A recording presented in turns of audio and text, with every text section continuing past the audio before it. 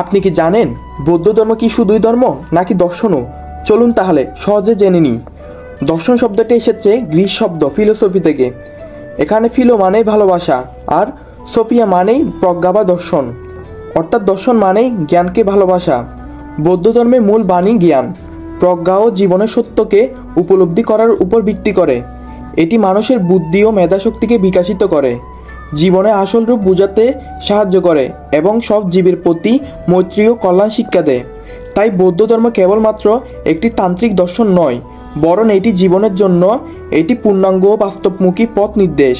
সুতরাং বৌদ্ধ ধর্ম শুধু বিশ্বাস নয়, বরং জীবনের সত্যকে জানা এবং বুদ্ধিমত্তা দিয়ে বাঁচার একটি সুন্দর উপায়। আপনি কি জানেন বৌদ্ধ ধর্ম কি শুধুই ধর্ম নাকি দর্শনও? চলুন তাহলে সহজে জেনে নিই। দর্শন শব্দটি এসেছে গ্রিক শব্দ ফিলোসফি থেকে। এখানে ফিলো মানেই ভালোবাসা আর সোফিয়া মানেই প্রজ্ঞা বা দর্শন, অর্থাৎ দর্শন মানেই জ্ঞানকে ভালোবাসা। বৌদ্ধ ধর্মের মূল বাণী জ্ঞান, প্রজ্ঞা ও জীবনের সত্যকে উপলব্ধি করার উপর ভিত্তি করে।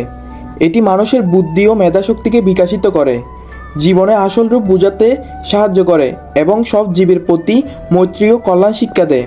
তাই বৌদ্ধ ধর্ম কেবলমাত্র একটি তান্ত্রিক দর্শন নয়, বরং এটি জীবনের জন্য এটি পূর্ণাঙ্গ ও বাস্তবমুখী পথ নির্দেশ। সুতরাং বৌদ্ধ ধর্ম শুধু বিশ্বাস নয়, বরং জীবনের সত্যকে জানা এবং বুদ্ধিমত্তা দিয়ে বাঁচার একটি সুন্দর উপায়।